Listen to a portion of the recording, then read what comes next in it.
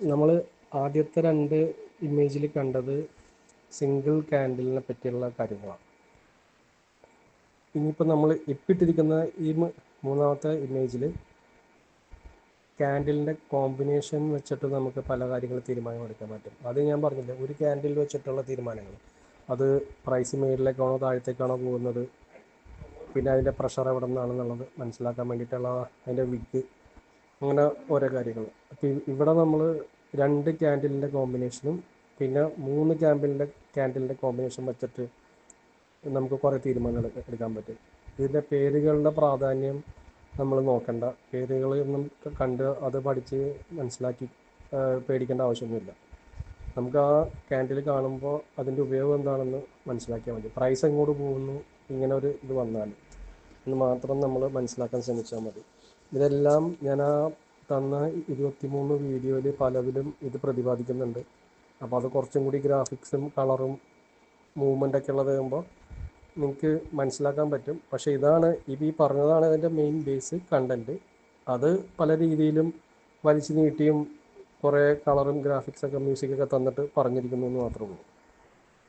അപ്പോൾ ഈ ക്യാൻഡിൽ കോമ്പിനേഷൻസിൽ വെച്ചിട്ട് ഇപ്പോൾ 2 ക്യാൻഡിലിൻ്റെ ഉണ്ട്, 3 ക്യാൻഡിലിൻ്റെ ഉണ്ട്, 4 വരുന്നുണ്ട്, അങ്ങനെ 7 ക്യാൻഡിലിൻ്റെ വരെ ഉള്ള കോമ്പിനേഷൻസ്. അതൊന്നും വലിയ സംഭവമില്ല.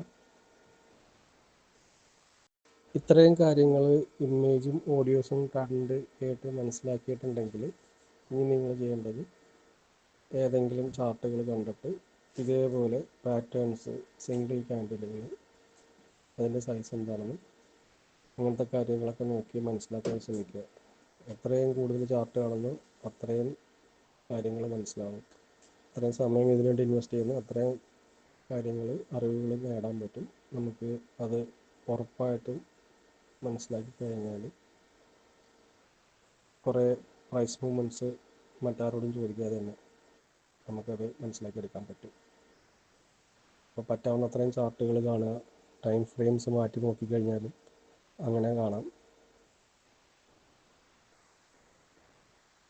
ഈ മുകളിൽ 3 ചിത്രങ്ങളും അതുമായിട്ട് ബന്ധപ്പെട്ട് വിശദീകരിക്കുന്ന ഓഡിയോസും കേട്ട ശേഷം പറ്റാവുന്നത്ര ചാർട്ടുകൾ കണ്ട് ഈ ഓരോ ക്യാൻഡിലുകളും അതിൽ കാണാൻ ശ്രമിക്കുക. കിട്ടുന്ന ഇപ്പോൾ നമ്മൾ ചാർട്ടുകൾ കാണാൻ ഞാനൊക്കെ ഉപയോഗിക്കുന്നത് tradingview.com എന്നുള്ള സൈറ്റാണ്. അതിൻ്റെ ആപ്പുണ്ട്, ട്രേഡിംഗ് വ്യൂ എന്നുള്ള ആപ്പ്. അതിൽ നമുക്ക് ചാർട്ടുകളും കാര്യങ്ങളൊക്കെ മനസ്സിലാക്കാൻ പറ്റും. പിന്നെ ഭാവിയിൽ നമ്മൾ ഇൻഡിക്കേറ്റേഴ്സും ടൂൾസൊക്കെ പഠിച്ചു കഴിയുമ്പോൾ അതിലായിരിക്കും കാണാനും ചെയ്യാനും എളുപ്പം. അപ്പോൾ അതുകൊണ്ട് ട്രേഡിംഗ് വ്യൂ എന്നുള്ള ഒരു കാര്യം നിങ്ങൾ ശ്രമിക്കുകയാണെങ്കിൽ ഒത്തിരി കാര്യങ്ങൾക്ക് അതുമായിട്ട് നിങ്ങൾക്ക് കൂടെ കൂട്ടാവുന്നൊരു നല്ലൊരു സംഭവമാണത്. അത് കമ്പ്യൂട്ടറിൽ കാണാൻ പറ്റിയാൽ അത്ര നല്ലത്. കമ്പ്യൂട്ടറിലും ലാപ്ടോപ്പിലൊക്കെ, ഫോണിലാണെങ്കിലും കാണാൻ പറ്റും, കാര്യങ്ങൾ മനസ്സിലാക്കാൻ പറ്റും, എല്ലാം ഉണ്ട് അതിൻ്റെ അകത്ത്. ഒരു ദിവസം ഒരു 100 ചാർട്ട് കണ്ടാലും അതും അധികമല്ലാന്ന് ഞാൻ പറയുള്ളൂ. എൻ്റെയൊക്കെ സമയത്ത് ഞാനൊക്കെ ഇത് ചെയ്യാൻ പഠിക്കാനും അറിയാൻ ശ്രമിക്കുന്ന സമയത്ത് ഒരു ദിവസം 10-12 മണിക്കൂർ ഇതിന് വേണ്ടിയിട്ട് നമ്മളതിനു വേണ്ടി മാറ്റി വെച്ചു ചിലവഴിച്ചിട്ടാണ് നമ്മൾ ഓരോന്നും ഇതിലേക്ക് വന്നെത്തുന്നത്. അപ്പോൾ നമ്മളുടെ പരിശ്രമമാണ് നമ്മളുടെ വിജയം എത്രത്തോളമായി എന്ന് തീരുമാനിക്കുന്നത്.